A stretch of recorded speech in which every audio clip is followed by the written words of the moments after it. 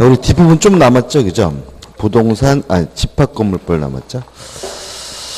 집합건물법 해가지고 261페이지부터 의의가 나오죠, 그죠? 좀 설명을 좀 드리면, 요런 문제입니다. 한 동의 건물을 따로따로 구분해서 소유하고 있으면 이러한 것을 우리가 구분 소유권이라고 하고요. 구분 소유권의 대상이 되는 부분을 우리가 전유 부분이라고 합니다. 일단 구분 소유권의 대상이 되는 전유 부분이 되려면 두 가지 요소가 필요해요. 첫째, 구조상, 이용상, 독립성이 있어야 합니다. 그 다음에 두 번째, 구분, 소유, 의사 내지는 행위가 필요합니다. 이러한 요건을 갖추면요, 전유 부분이 되고 구분 소유권의 객체가 돼요. 유의하실 것은 뭐냐면 요 두 가지 요건만 갖추면 되고 건축물 대장 등의 등록까지는 할 필요가 없다라는 게 우리 판례의 입장입니다. 따라서 구분 소유권이 성립되는 시기는 건축물 대장에 등록한 때다. 그럼 뭐가 돼요? X가 된다는 거 주의하시기 바라고요. 그 다음에 전유 부분을 제외한 나머지 부분을 우리가 뭐라 그러냐면 공용 부분이라고 하고요. 공용 부분은 두 가지가 있어요. 법정 공용 부분 해가지고 법적으로 공동으로 쓰는 부분인데 엘리베이터나 복도나 계단처럼 공동으로 쓰는 것이 명백한 부분이 법정 공용 부분이고요. 특징은 등기 능력 자체가 없어요. 따라서 법정 공용 부분은 등기하지 않습니다. 이에 반해서 규약상 공용 부분이라는 것이 있는데 규약상 공용 부분은 원래는 전유 부분이지만 다른 말로 하면 구조상, 이용상 독립성이 있지만 아파트의 관리 규약 등으로 공동으로 쓰기로 한 부분을 우리가 규약상 공용 부분이라고 하고요. 아파트 관리사무소를 생각하시면 쉽습니다. 관리사무소 같은 경우는 일반적으로 독립된 건물로 되어 있기 때문에 독립성은 있죠. 그렇지만 아파트 주민들이 그 건물을 관리사무소로 쓰기로 했으니까 공용 부분이 되는 거고요. 이걸 우리가 규약상 공용 부분이라고 하는데 이 규약상 공용 부분은 등기 능력이 있어요. 등기를 해야 돼요. 그렇지만 갑구는 비치하지 않고 을구도 비치하지 않고 표제부만을 비치합니다. 왜냐하면 관리사무소가 쓴 규약상 공용 부분은 팔아먹을 수 없죠. 소유권 이전할 일이 없으니까 갑구 필요 없고 뭐 담보 설정할 수 없죠. 따라서 을구도 뭐죠? 필요 없다는 거 좀 주의하시기 바라고요. 그 다음에 이건 개념이고 수험적으로 가장 중요한 것은 전유 부분과 공용 부분은 절대적 일체성을 띈다는 거죠. 일체성을 띈다는 것은 우리가 아파트를 구입하게 되면 전유 부분만 이전 등기 받으면 공용 부분은 따로 이전 등기 받지 않아도 자동으로 쫓아한다는 취지고요. 절대적이라는 말은 예외가 없다는 거죠. 따라서 구분 소유자 전원의 동의가 있으면 공용 부분을 분리 처분할 수 있다. 그럼 뭐가 돼요? X가 된다는 거 주의하시기 바랍니다. 그 다음에 또 개념으로 정리할 것이 뭐냐면 요 구분 소유자가 가지고 있는 토지 사용권을 우리가 대지 사용권이라고 해요.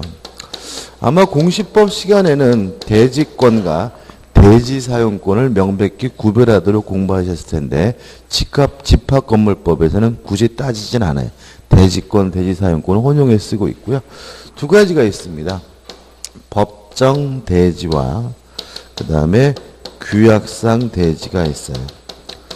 법정 대지라는 것은 건물의 밑바닥 땅, 건물이 소재하는 부분이 법정 대지고요. 그 외 나머지 것들 뭐 놀이터, 공원, 화단 이런 것들은 뭐죠? 규약상 대지고 수험주로 주의하실 것은 뭐냐면 요 대지 사용권과 구분 소유권은 원칙적 일체성을 띈다는 점입니다. 일체성을 띠기 때문에 우리가 아파트를 구입하게 되면 전유분만 이전 등기 받으면 대지 사용권도 당연히 뭐하게 돼요? 쫓아오게 되고요. 원칙적 일체성이라는 말은 결국 뭐가 있다는 얘기죠? 예외가 있다는 거죠. 따라서 어떤 예외냐면 규약으로 분리 처분을 가능하게 할 수가 있다는 거 주의하시기 바랍니다. 다시 말하면 공용 부분은 절대적 일체성이기 때문에 규약으로도 분리 처분하게 할 수가 없어요. 그렇지만 대지 사용권은 원칙적 일체성이기 때문에 규약으로 분리 처분이 가능하거든요. 그래서 잠깐 보시면은 261페이지에 의 나와 있죠. 하단에 보시면 이제 소유관계에서 전유 부분에서 전유 부분이 되기 위한 요건 해가지고 262페이지 보시면 1번 독립성이 있어야 되고 2번 구분의사 표시 이렇게 나와 있고 객관적 물리적 완성 이런 말이 나오는데 같은 의미입니다. 그 다음에 3번 공용 부분이 아닐 것은 너무나 당연한 거고요. 3번 구분 소유권에서 2 보시면 구분 소유권의 성립 읽어볼게요. 박스 위에죠. 구분 소유 의사의 대조 표시와 건물의 객관적 물리적 완성되는 시점, 즉 건축물 관리대장의 등재 또는 등기부의 기재 가입표죠. 그럼 이게 무슨 말이죠? 요 두 가지 요건을 갖추게 되면 뭐가 돼요? 전유 부분이 되고 건축물 대장에 뭐 될 필요는 없어요? 등록될 필요는 없다. 따라서 건축물 관리대장이나 등기부에 등록이 돼야 비로소 구분 소유권이 성립된다는 지문은 뭐죠? X가 된다는 거 항상 조심하셔야 됩니다. 그 다음에 공용 부분 해가지고 내용이 나눈 한번 보시기 바라고 우측에 보시면 3번 공용 부분의 소유관계에서 1번 귀속해서 공유입니다. 왜 공유일까요? 그러니까 우리가 이렇게 되는 거죠. 법인 아닌 사단의 소유 형태가 뭐죠? 총유. 조합의 소유 형태가 합유. 두 가지를 제외한 나머지 모든 공동 소유는 다 뭐가 돼요? 공유니까. 이것도 결국 뭐죠? 공유다. 이런 말이고. 그 다음에 3번 해가지고 공용 부분의 사용 및 비용 부담 수익 해가지고 전유 부분의 면적의 비율에 따라서 비용을 부담하고 수익을 갖지만 박스 밑에 1번 사용은 용도에 따라서 사용할 수 있습니다. 그래서 교재 보시면 1에서 이렇게 나와 있죠. 밑에서부터 8줄. 각 공유자는 공용 부분 전부를 그 용도에 따라 사용할 수 있다. 이렇게 나와 있잖아요. 보통 어떻게 나오냐면 면적에 비례해 사용한다는 말 안 나오고요. 필요에 따라 사용한다 그러면 X죠. 뭐에 따라서요? 용도에 따라. 예를 들어 가지고 계단이다 그러면 계단의 용도는 뭐죠? 통로란 말이죠. 통로로서 써야지. 창고가 필요하다 그래서 계단을 뭐로 쓸 수는 없어요? 창고로 쓸 수는 없는 거니까 필요에 따라 사용한다 그러면 뭐가 돼요? X가 되는 거죠. 그 다음에 4번 관리 통상의 집회 교류로 결정한다는 말은 과반수고 변경 4분의 3 이상인데 이 부분이 굉장히 중요합니다. 좀 자세히 봐야 되는데 일단 공용 부분의 변경은 원칙이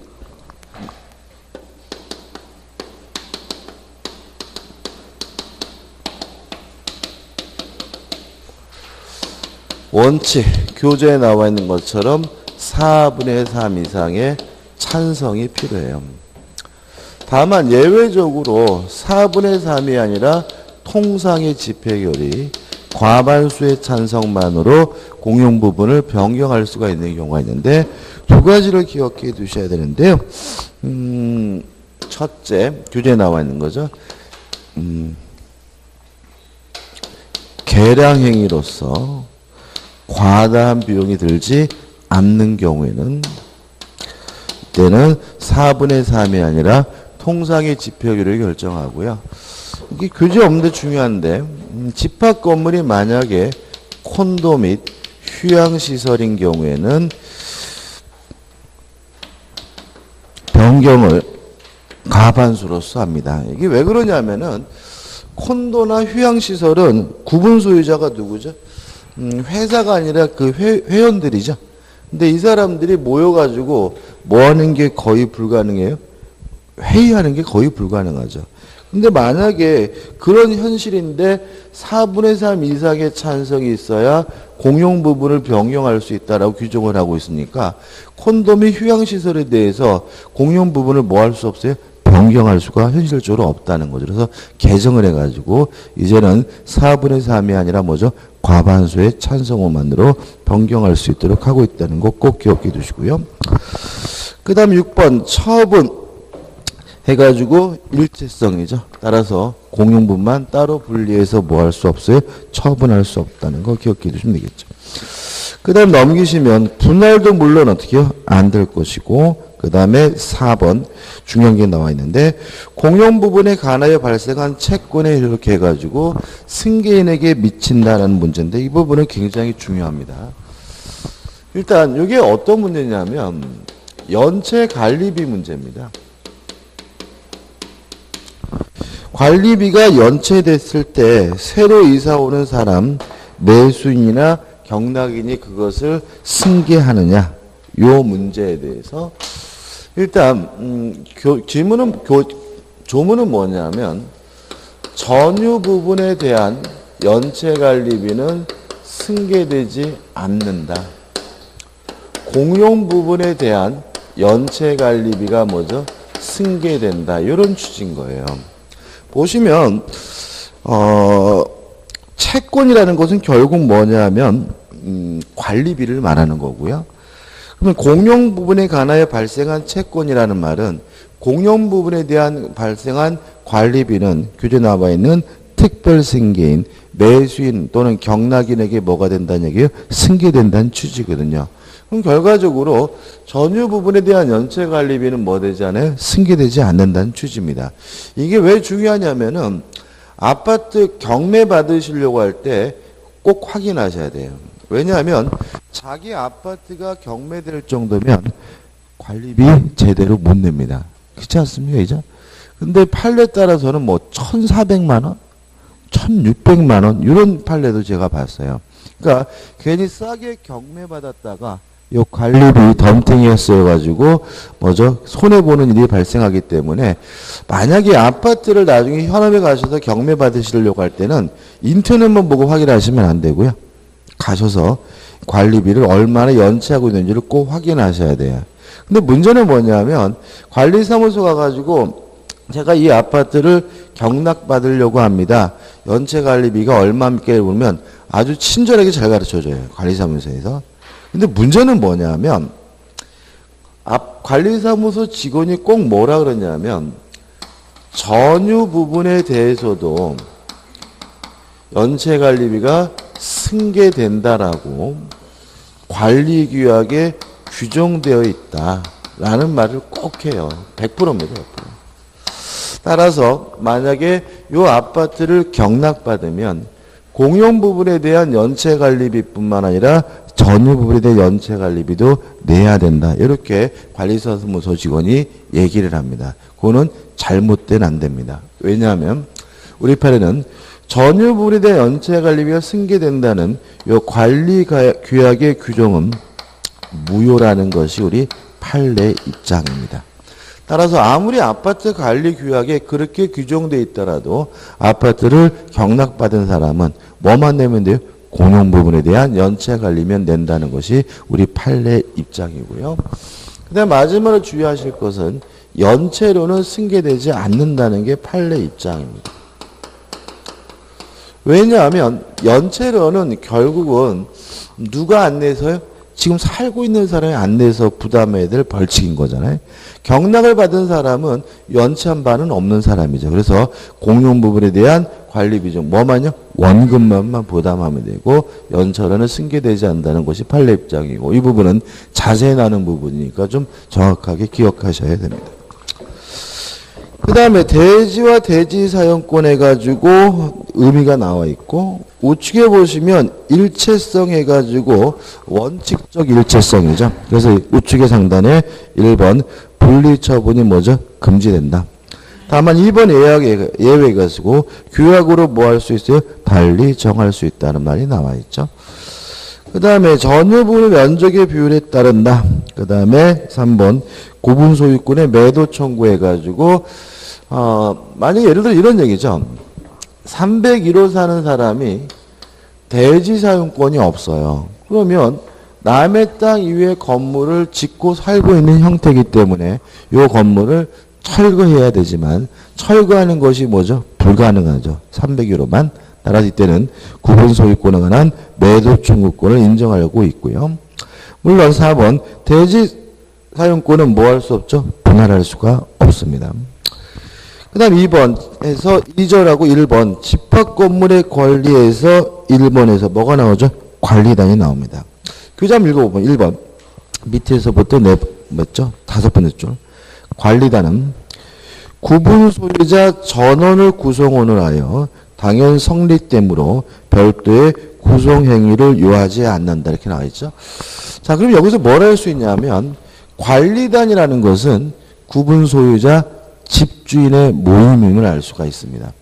그래서 우리가 알고 있는 아파트 입주자 대표회의는 관리단하고 다른 겁니다. 왜냐하면 아파트 입주자 대표회의는 누구를 구성원으로 하는 거죠? 입주민을 구성원으로 하는데 이 관리단은 뭐죠? 소유자, 집주인을 구성원으로 하는 거죠. 그럼 여기서 의문이 되는 거죠. 우리 아파트는 관리단 같은 거 없다. 없을 수가 없습니다. 반드시 있게 되는데 왜냐하면 후반부에 당연 설립됨으로 별도의 구성행위를 요하지 않는다 이렇게 나와 있죠. 다시 말하면 집합 건물 관계가 성립하게 되면 구분 소유자, 집주인을 구성원으로 해서 뭐가 이미 당연히 존재하고 있는 거예요? 관리단이라는 것이 반드시 뭐하고 있는 거죠? 존재하고 있는 거죠. 그럼 왜 현실적으로는 그 의미를 적용하지 않느냐? 일단 관리단은 평상시에 있는 거예요. 있는 건데 문제는 평상시에는 그 아파트에 관한 문제는 입주민들이 중요하니까는 아파트 입주자 대표회의가 힘을 발휘하는 거죠. 근데 그 아파트를 만약에 재건축하거나 리모델링 할 때는 이때는 입주민이 중요한 게 아니라 뭐가요? 소유자가 중요한 겁니다. 그때는 이제는 뭐가 실질적인 힘을 발휘하게 돼요? 관리단이라는 게 실질적인 뭐죠? 힘을 발휘하게 되는 거예요. 그래서 관리단이라는 것은 반드시 어떻게 해요? 있다. 있는데 그냥 수면 아래에 뭐죠? 잠수함처럼 어떻게 해요? 잠겨 있다가 언제 나타나게 되는 거죠? 재건축하거나 리모델링 할 때 관리단인 것이 실질적인 뭐죠? 힘을 발휘하게 된다는 거 생각해 보시면 되고요. 그 다음에 넘겨보시면 넘기지 마시고 아이고 뭐가 많이 빠진 것 같네. 그죠? 넘기셔가지고, 상단에 보시면 26조 2 해가지고 법조문이 나와있죠? 1항 보시면. 관리단에는 규약으로 정하는 바에 따라 관리위원회를 둘 수 있다. 이렇게 나와있죠? 일단, 관리위원회라는 것은 관리단의 대표인 관리인을 감독하는 기관인데 반드시 있어야 되는 것은 아니고요.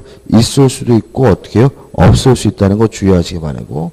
또 하나 주의하실 것은 뭐냐면 26조의 3에서 1항을 보시면 관리위원회 위원은 구분 소유자 중에서 관리단 집회의 결의하여 선출한다 나와 있기 때문에 관리위원회 위원은 반드시 뭐 해야 돼요? 구분 소유자여야 한다는 거 꼭 기억해 주시기 바랍니다. 그래서 관리위원회에 대해서는 두 가지를 기억하시는 겁니다. 첫째, 필수 기간이 아니라 뭐죠? 임의 기간. 따라서 있을 수도 있고 없을 수도 있다. 그 다음에 관리위원회의 위원은 반드시 뭐 해야 돼요? 구분 소유자여야 한다. 이 두 가지만 기억하시면 됩니다. 그 다음에 박스 밑에 2번 집합건물 분양자의 관리 의무가 나오고 하단부터 뭐가 나오기 시작하냐면 담보책임이 나오는데 이 담보책임이 267페이지까지 오른쪽까지 쭉 나오는데 너무 복잡합니다. 실제로 이렇게 자세히 할 필요는 없고요. 원래는 이게 중요한 게 아닌데 최근에 개정된 적이 있기 때문에 우리 교재에 자세히 나와 있고요. 간단하게 정리해보면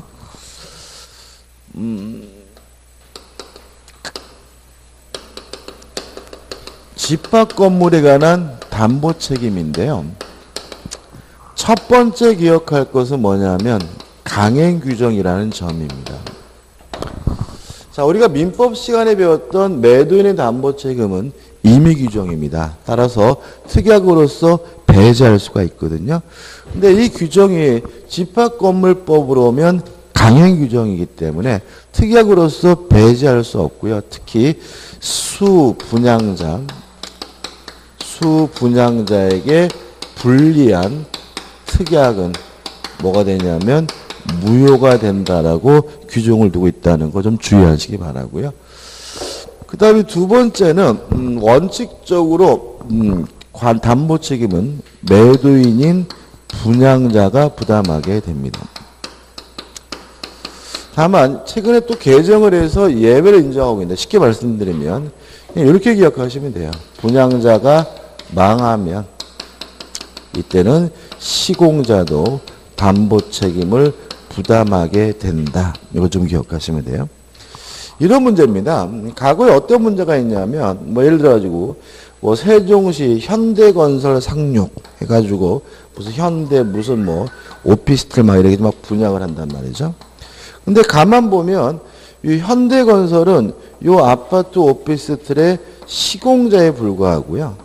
실제로 이 아파트를 분양하는 분양자는 조그맣게 써 있는데 예를 들어서 뿅 간다 종합건설 이렇게 듣도 보도 못한 이상한 해상 경우가 많아요. 근데 우리가 아파트를 분양받는다는 것은 매매한 거잖아요. 매매 계약인데 누구한테 산 거냐면 시공자한테 산 게 아니라 분양자한테 산 거예요. 이 시공자는 분양자와 계약을 통해서 아파트를 건설해 주기로 한 그냥 하도급 업자에 불과한 거거든요. 그래서 어떤 일이 있냐면 요 아파트에 하자가 있으면 시공자가 책임을 부담하는 것이 아니라 누가요? 분양자가 책임을 부담하는 거죠. 근데 이 듣도 보도 못한 이 이상한 회사가 없어질 수가 있죠. 파산해서 없어지면 수분양자들이 뭘 봐요? 피해를 보고요. 이분들은 항상 이 현대라는 상표에 이렇게 집중되어 있기 때문에 자꾸 누구한테 시각이 가 있는 거죠? 시공자에게 시각이 가 있는 경우가 많습니다. 그래서 개정을 해가지고 일단은 분양자가 담보 책임을 부담하지만 분양자가 뭐하면요? 망하면 누가요? 시공자도 담보 책임을 부담한다라고 규정을 두고 있고요. 그 다음에 세 번째 기간인데 10년짜리도 있고 5년짜리도 있지만 그냥 10년이라고 기억하시면 돼요. 10년이고 요 10년에 관한 기산점 시작점은 언제부터 시작하느냐. 만약에 전유 부분에 대한 하자라면 언제부터 10년이냐면 인도받은 때부터 10년이 시작되고요. 공용 부분에 관한 하자인 경우에는 언제부터 10년이냐면 사용 검사일 또는 사용 승인일부터 10년이다라는 것만 기억하시면 됩니다. 이렇게 간단하게 정리하시면 될 문제입니다. 끝이고 그 다음에 교재 268페이지 오시면 이제 뭐가 나오냐면 관리인이 나와요. 일단 관리는 누구냐면은 구분 소유자의 대표, 집주인의 대표를 말합니다. 집주인의 대표를 여기서는 관리인이라고 하는데 있을 수도 있고 없을 수도 있어요. 교재에 나와 있는 것처럼 구분 소유자가 몇 명이면요? 10명이면 반드시 선임을 해야 되기 때문에 만약에 10명이 아니면 선임할 필요가 없고요. 근데 문제는 뭐냐면 양괄호 1번 해가지고 관리인 선임에서 1번 보시면 화살표 나와 있죠? 관리인은 구분 소유자일 필요가 없으며 그 임기는 2년의 범위에서 규약으로 정한다. 이 부분이 제일 중요한데 구분 소유자일 필요가 없다는 점입니다. 논리 모순입니다. 왜 그러냐면은 집주인의 모임이 관리단이고 관리단의 대표가 관리인인데 관리는 뭐일 필요 없어요? 집주인일 필요 없고 세입자도 상관이 없죠. 그럼 또 아까 우리가 관리인을 견제하기 위한 관리위원회의 위원은 반드시 뭐여야 돼요? 구분 소유자여야 한다 그랬죠. 그죠? 그래서 시험에 잘 나와요. 관리인은 구분 소유자일 필요가 없고 관리위원회의 위원은 구분 소유자여야 합니다. 왜 이렇게 났을까? 이것도 개정된 사항인데. 이런 문제입니다. 평상시에는 관리단이 있는 등 없는 등 지나가잖아요. 그죠? 근데 구분 소유자가 10명 이상이면 반드시 누구를 선임해야 돼요? 관리인을. 근데 관리인 선임하는 아파트 없어요. 그죠? 보통 어떻게 하냐면 입주자 대표의 회장이 요 관리인을 뭐 하게 돼요? 겸직을 해요. 무슨 말 아시겠죠? 그러니까 우리가 입주자 대표의 회장을 뽑으면 이 양반이 뭐가 돼요? 관리인도 같이 하는 거예요. 근데 문제는 입주자 대표의 회장이 세입자인 경우도 꽤 된다는 거죠. 왜요? 입주자 대표 회장은 입주자이면 되기 때문에 세입자도 뭐가 될 수 있어요? 입주자의 대표회장이 될 수가 있거든요. 그러다 보니까 많은 아파트들이 뭐죠? 불법한 상태에 놓이게 돼요. 그래서 개정을 통해 가지고 세입자도 구분 소유자가 아니어도 뭐가 될 수 있도록 관리인이 될 수 있도록 개정을 하게 됩니다. 그래서 현실에 순응하는 거죠. 그래서 아무튼 관리인은 뭐일 필요 없어요? 구분 소유자일 필요가 없습니다. 일단 기억해 두시고. 그 다음에 2번 관리인의 권한과 의무가 나오는데 한번 쭉 읽어보시는 거 이런 거 절대로 뭐 하시는 거 아니에요? 외우시는 거 아닙니다. 그 다음 우측에 보시면 규약해가지고 한 가지만 좀 기억해 두시면 되는데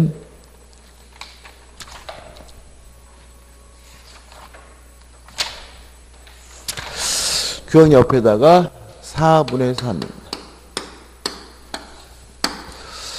이게 뭐냐면 규약을 처음에 만들 때도 4분의 3 규약을 변경할 때도 몇 분의 몇이요? 4분의 3 규약을 폐지할 때도 뭐죠? 4분의 3 그래서 규약에 대해서는 다 뭐죠? 4분의 3이다. 좀 기억해 두시고 그 다음에 4번 관리단 집회해가지고 집회 소집해서 정기 집회에서 1년에 한 번씩 하는 정기 집회가 있고요. 넘겨보시면 임시 집회 해가지고 관리인이 필요하다고 소집할 때 하는 것도 있고 2번에서 구분 소유자 5분의 1 이상의 찬성으로도 임시 집회 소집을 요구할 수가 있습니다.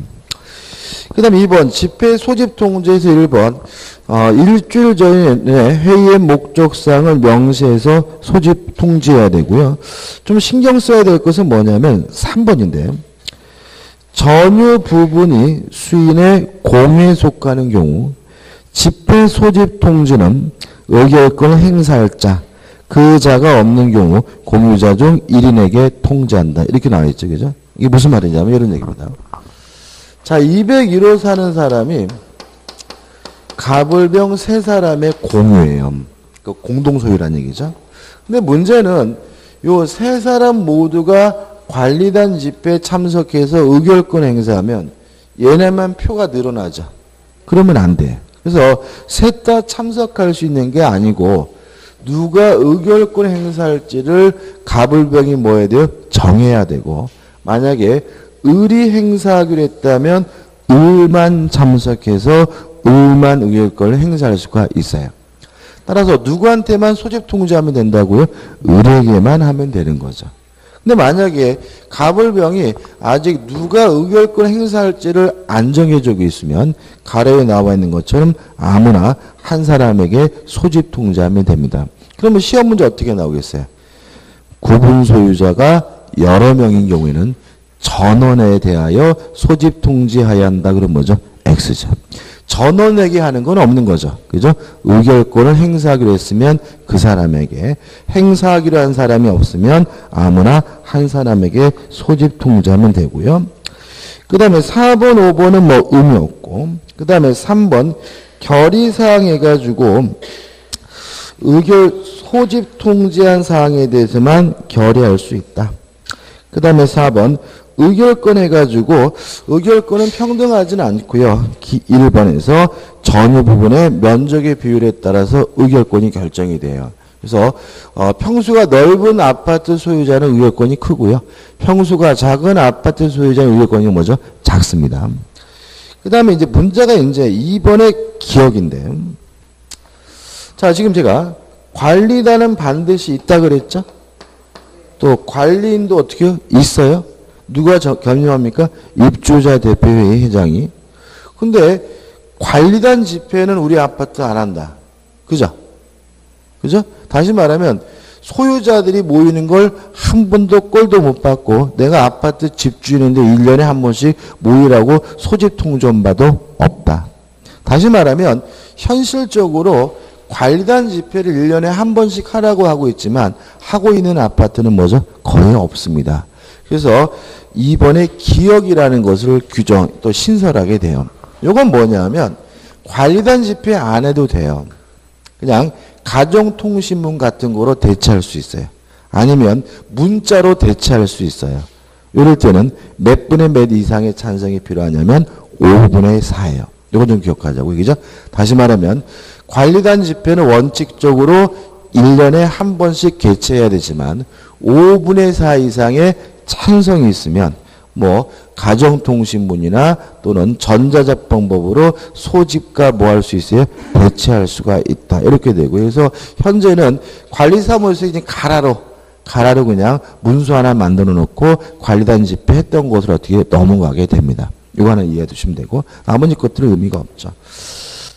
그 다음에 우측에 보시면 3번 해가지고 3번이 나와 있는데 좀 이게 3번은 좀 조심하셔야 되는데요. 자, 집합건물법에서는요. 세입자를 점유자라고 규정을 하고 있습니다. 세입자를. 따라서 세입자는 구분 소유자가 아니기 때문에 원칙적으로 관리단 집회에 참석해서 의결권을 행사할 수가 없고요. 다만 자신과 관련이 있는 사항에 대해서는 의견을 진술할 수만 있습니다. 그래서 우리가 이제 보통 재건축하게 되면 세입자들의 권익이 철저하게 뭐가 돼요? 배제가 돼요. 왜냐하면 재건축할 때는 누가 힘을 발휘해요? 관리단. 근데 관리단은 세입자들이 뭐 하지 못해요? 참여를 못합니다. 의결권도 없고 그냥 뭐만 할 수 있을 뿐이에요. 의견만 진술할 수가 있을 뿐입니다. 이건 어쩔 수 없어요. 왜냐하면 집을 때려 부시고 다시 짓는 것은 누가 결정할 문제예요? 소유자가 결정할 문제이기 때문에 그런 거죠. 그죠? 다만 예외예요. 교재에 나와 있는 건데요. 예외. 관리인 선출을 위한 관리단 집회의 경우에는 점유자가 구분 소유자의 의결권을 행사합니다. 그래서 교재 우측에 나와 있는 동그랑띠 2번은 아무 때나 그런 게 아니라요. 언제만 그러냐면 관리인 선출을 위한 관리단 집회에 대해서만 세입자가 누구의 의결권을요? 구분 소유자 의결권을 뭐죠? 대신 행사합니다. 왜 그런지 이유를 말씀드릴게요.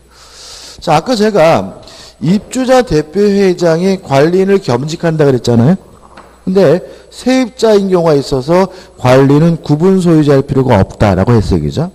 근데 문제는 요 입주자 대표회장은 선거를 뽑는데 누가 선거해요? 입주민들이. 그러다 보니까 어떤 일이 발생하냐면 구분 소유자의 과반수라는 의결 정속주를 충족할 방법이 없어요. 다시 말하면 관리는 누가 뽑아야 되냐면 구분 소유자가 뽑아야 되고요.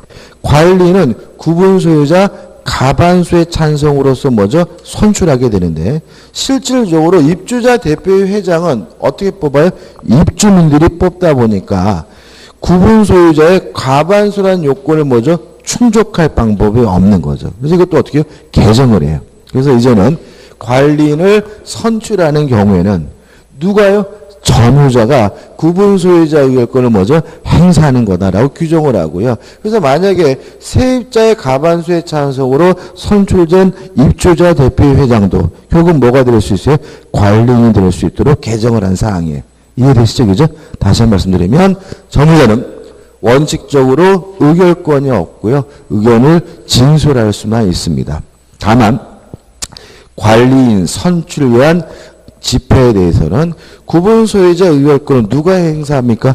전유자가 행사하게 된다는 거 기억해 두시고 왜 그런 규정을 두게 됐는지 이유도 좀 생각해 보시기 바랍니다. 끝이죠.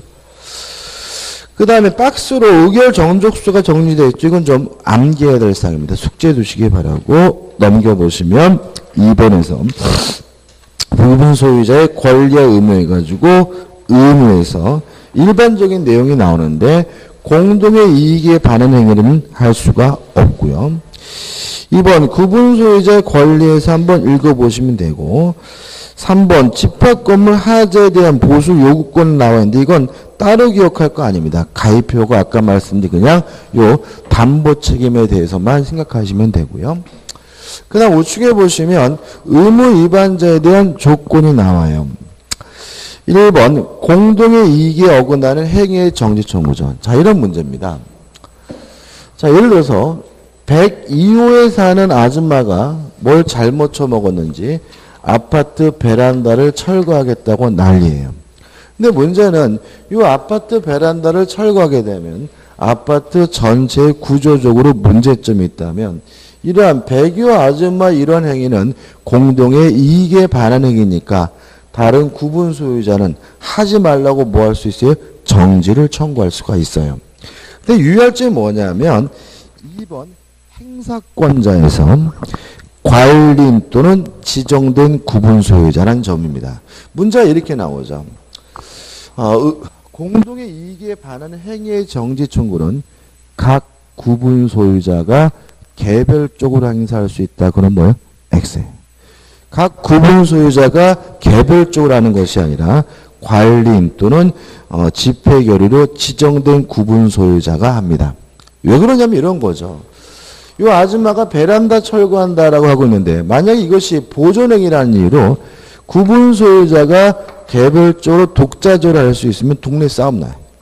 오늘은 101호가 와서 한번 지랄거리고 다음날은 뭐죠? 201호가 지랄거리고 다음날은 뭐죠? 301호가 지랄거리고 이러면 동네 싸움 나고 뭐죠? 일도 해결 안 된다는 거죠. 그래서 누가 하라는 얘기예요? 집주인의 대표인 관리인이 와가지고 하지 말아라고 뭐죠? 정지를 청구할 수 있다는 얘기죠. 이해되시죠? 그죠? 근데 문제는 요 관리인이 너무 신사적이어가지고 이 아줌마가 뭐라고 그러니까 깨갱하고 이 양반이 뭐죠? 물러가더란 말이죠. 그죠? 그래서 주민들이 모였어요. 이 아줌마 완전히 상종할 인간이 아니야 해가지고 회의를 해보니까 402호 아줌마가 완전 쌈딱이다. 그래서 이 402호 아줌마를 보내자. 그럼 이 아줌마는 뭐예요? 집회 결의로 지정된 구분 소유자고요. 이 아줌마 가서 이 아줌마 미쳤나? 그만해라고 어떻게 해요? 행위의 정지를 뭐죠? 청구할 수가 있습니다. 그거고. 그 다음에 2번. 전유 부문의 사용 금지인데, 근데 이런 문제죠. 이 아줌마가 하지 말라도 들어먹질 않아요. 이랬을 때 이 아줌마를 강제로 쫓아낼 수가 있어요. 그러니까 사용 금지 청구라는 얘기인데, 아파트를 사용하지 말라는 말은 살지 말라는 얘기잖아요. 이 강제로 뭐죠? 쫓아낼 수가 있습니다. 근데 이것은 법익 침해가 크기 때문에 행사 방법 해가지고 몇 분의 몇이죠? 4분의 3 이상의 찬성이 필요합니다. 그래서 4분의 3 찬성이 있다면 이 아줌마를 뭐 할 수 있어요? 쫓아낼 수가 있어요. 근데 문제는 이 아줌마를 쫓아내도 다시 돌아올 수가 있죠. 그죠? 기회를 봐서. 그래서 이럴 때는 아파트 주민들은 이 아파트를 아예 팔아버릴 수도 있습니다. 그것이 뭐냐면 3에서 구분 소유권의 뭐죠? 경매 청구입니다. 다시 말하면 행사 방법에서 4분의 3인데 4분의 3 이상의 찬성이 있으면 이 아파트를 뭐 할 수 있어요? 팔아버릴 수 있어요. 근데 문제는 아파트 입구에 있는 부동산 사무소에 내놔서 임의적으로 팔아버릴 수는 없고요. 법원에다가 경매 줄 것을 뭐 할 수 있어요? 명령해달라고 청구할 수가 있습니다. 주민들하고 친해지셔야 되겠죠? 만약에 사이 안 좋으면 쫓겨날 뿐만 아니라 뭐죠? 경매가 될 수도 있어요. 근데 제가 이게 보면은 옛날에 그 주폭이라는 게 한참 뉴스에 나왔었죠. 주폭. 기억 안 나시죠?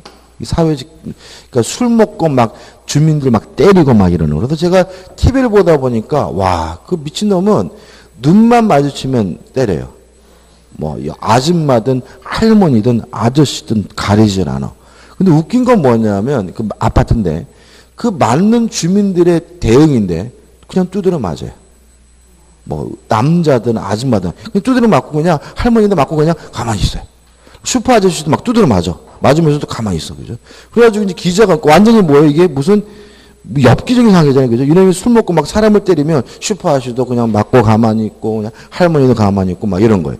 그래가지고 이제 기자가 이제 이렇게 해보니까 두드려 맞았다고 이놈을 신고를 하면 경찰이 잡아간다는 거죠. 잡아가가지고 뭐죠? 유치장에 있다가 기소해봐자. 제가 뭐예요? 폭행이죠.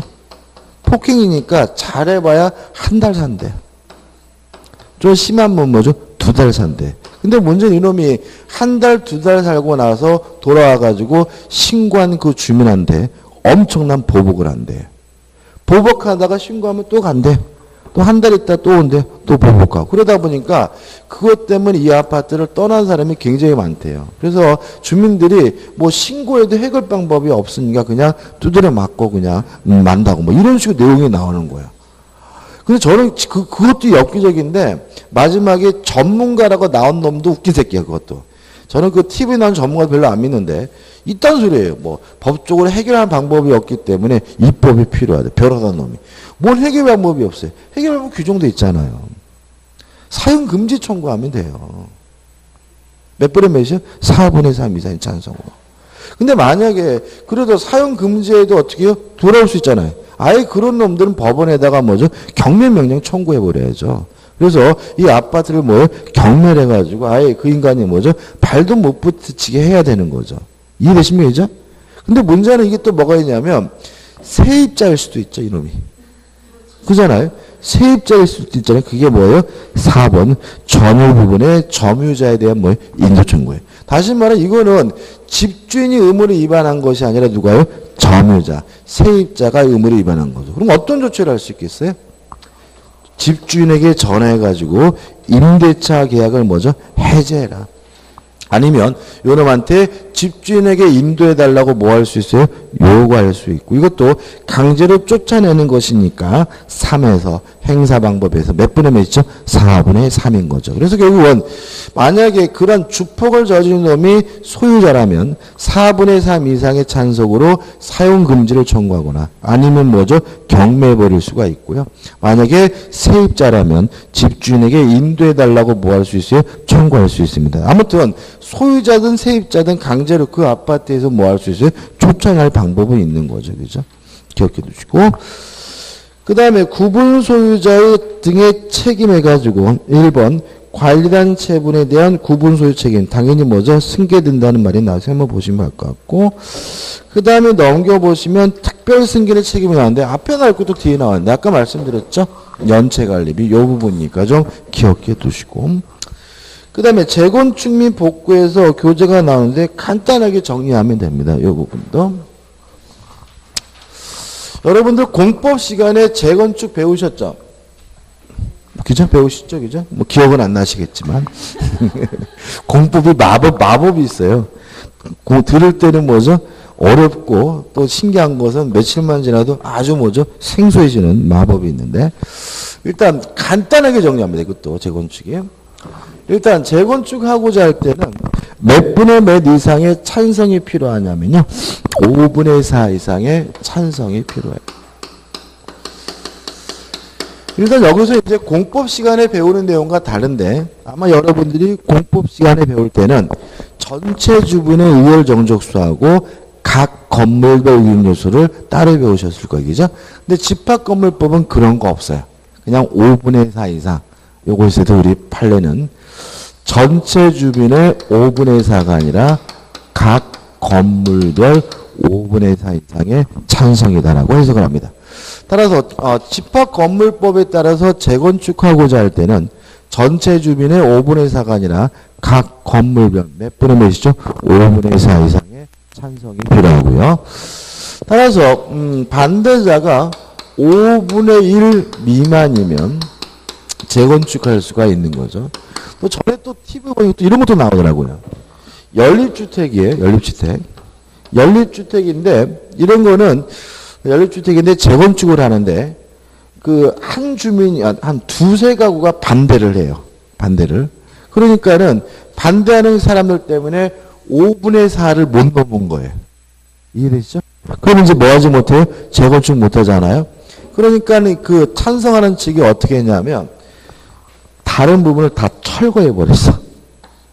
이해되세요? 그러니까 지금 가구 수가 많지 않은데, 한 3가구 정도가 반대하는 바람에 5분의 4 이상의 찬성이 안 돼서 뭐죠? 재건축을 못 하니까. 찬성하는 측이 이 3가구를 내두고 다 뭐 해버렸어요? 때려 부셔버렸어요. 이사 가구 안에 다 그죠? 뭐 이렇게 막 실내 다 때려 부시고 바닥 다 드러내고 막 1층도 막 다 드러내고. 그러니까 이제 어떻게 되는 거예요? 폐허로 바뀌어버린 거야.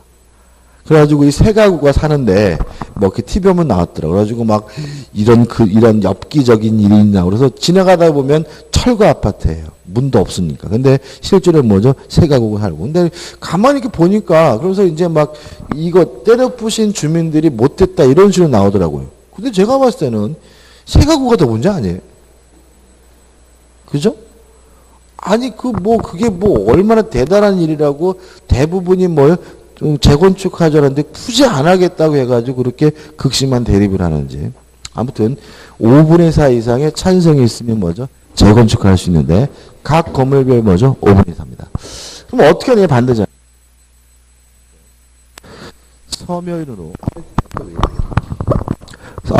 서면으로 참여 여부에 대해서 최고를 합니다.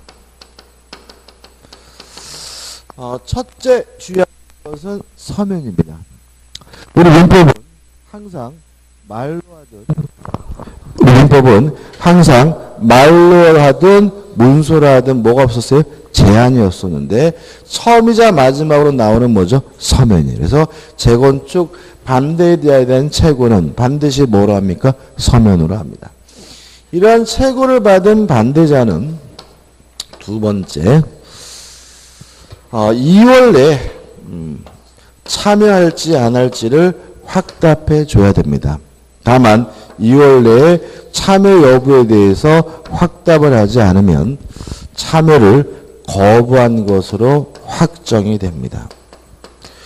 이러한 최고 절차에 대해 따라서 참여를 거부하기로 하는 사람을 확정하게 되면 마지막으로 세 번째 시가로 매도를 청구해서 사서 재건축을 하면 되는데 여기서 또 요것도 조심하셔야 돼요. 처음이자 마지막으로 시가에. 그러니까 우리가 그동안 지상물 매수 청구권이다 부속물 매수 청구권 이런 것들은 상당한 가액으로 매수를 청구하는 거예요. 시가가 아니었어요. 근데 집합건물 재건축의 경우에는 유일하게 상당한 가액이 아니라 뭐죠? 시가로 매도를 청구하고요. 시가는 우리 판례에 따르면 개발이익을 포함시켜서 계산해야 된다는 것이 우리 판례의 입장입니다. 그래서 가끔 상당한 가액으로 매도를 청구한다 그럼 뭐가 돼요? X가 되고 개발이익이 포함된 무엇을요? 시가를 가지고 매도를 청구합니다. 저는 지금도 이렇게 인생을 살면서 여러분 기회가 있대잖아요. 그죠?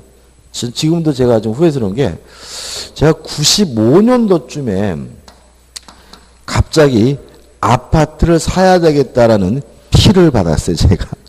그래서 이제 아파트를 제가 그때 이제 서울 강동구 쪽에 살았었는데 그 잠실 주공 아파트 있잖아요. 그죠? 그걸 사겠다는 생각이 들었어요. 제가. 갔어요. 갔는데 15평이고요. 그 다음에 저층 아파트잖아요. 옛날에. 그죠? 그리고 보일러도 연탄 보일러. 95년도인데 베란다도요. 유리가 아니라 비닐을 쌓아놨어요. 95년도인데 4억 달러입니다. 4억. 어마어마한 금액이에요. 왜냐하면 그때 당시에 이렇게 그 일산, 중동 이런 신도시가 33평짜리 아파트가 한 1억 2천 이 정도 했어요. 그러니까 33평이 한 1억 2천 이 정도 했는데 얘가 얼마라고요? 4억. 그래서 제가 미쳤다. 제가 놀래가지고 무슨 사기냐 그랬더니 그 양반이 그러는 거예요. 이게 지금 4억인 이유가 이 주공 아파트 재건축할 건데 이게 15평짜리가 재건축되면 몇 평을 받는데요. 근데 그 평이 아파트가 4억 5천 정도라네. 그래서 재건축하면은 돈이 남는데요.